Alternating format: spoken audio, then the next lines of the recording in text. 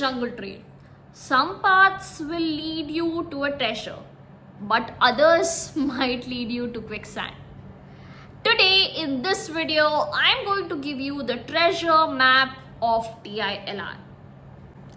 Hi guys, I'm Apurva, ex-McKinsey now at Google, but I was exactly in the same shoes as yours, figuring out the exams, figuring out the strategies, preparing for the worst and aiming for the best, and eventually ending up in an IIM classroom. So today in this video, we are going to decode the 7 ninja moves to pick the right DILR sets. Are you ready?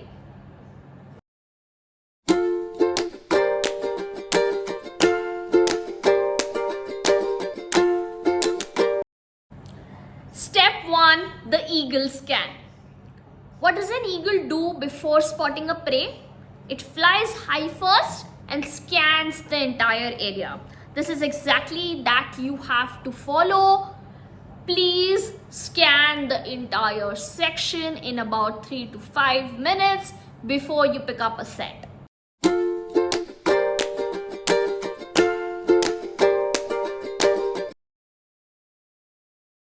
Ninja move 2, the deja vu effect. What does the deja vu effect means? Have you seen something similar in the mock test exams before? If yes, whether it is a Venn diagram or arrangements, you've done it before, prioritize it. If it looks something alien, weird or confusing, mark it for later. Ninja move 3, the variable math. 3 people, 2 conditions is a doable set. 10 teams, 2 conditions in a games and tournament set. Welcome to hell.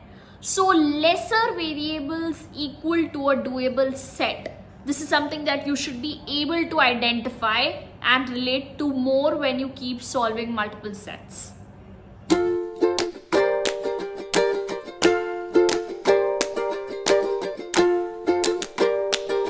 Ninja move 4, the ROI lens. Short data, but a lot of questions. It is a gold mine. Huge amount of data, pages of data, but only 2 questions. Wastage of time, right?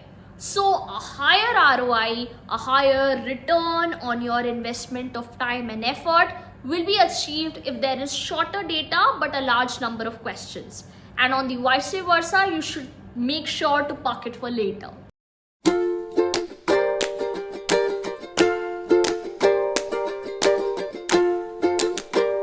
Ninja move 5, the trap detector. If it looks like a Sudoku or a puzzle or a heavy case, please make sure to stay away from it initially, as it may require a very heavy grind from your side.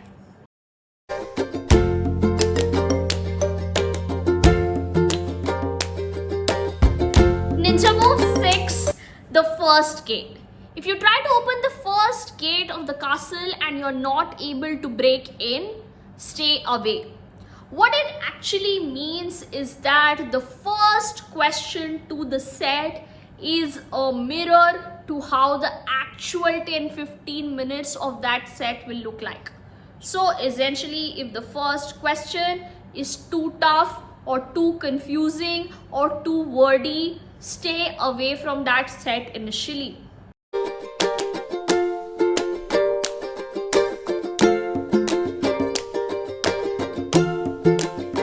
Ninja move 7, the 2-minute rule.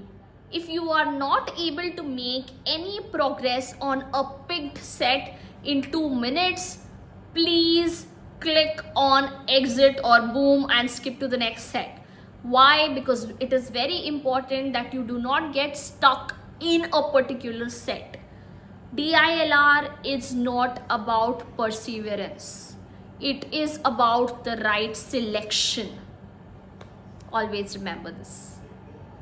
So essentially, the key 7 ninja moves to actually find out which set has to be done first and which has to be done later is to start off with the eagle scan, park 3 to 5 minutes to scan the sets and choose which one you would want to attempt first and which one you would want to attempt later. Second is the deja vu effect, or your familiarity with a certain type of set or topic. Have you attempted Venn diagram in a past mock? Pick that up. Third, it is extremely important to choose sets with lesser variables. Lesser variables is lesser headache. Fourth, it is extremely important to have the ROI lens in mind. Suppose it has a lot of data but only 2 questions, park it for the end. If it has short amount of data but more questions, it will give you more ROI. Fifth is a trap detector. If it is a Sudoku kind of a case, a very heavy case with a lot of conditions, a lot of calculations, please make sure to understand that it might be a trap.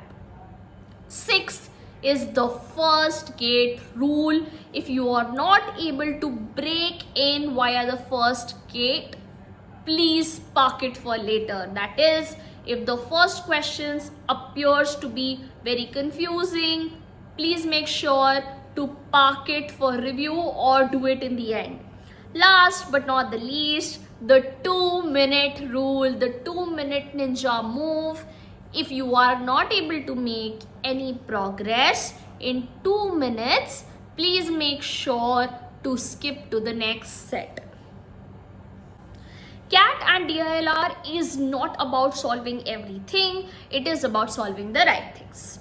And please make sure that you understand that CAT will not reward the hard work you put into the wrong set, but it will reward the hard work you put into the right one. So make sure you prioritize like a pro. Use these 7 ninja moves to select the right sets. Needless to say, it will come as a byproduct of how you practice, but make sure to apply these 7 ninja moves next time you appear for the DILR set. Smash that like button if you like this content. Share it with someone who's scared of DILR. And hit subscribe, because if you stick with me on this journey, I can be the ace in your deck of cards. All the very best, my dear CAT aspirants. May God paint the canvas of your life with the most beautiful colors. And thanks for watching.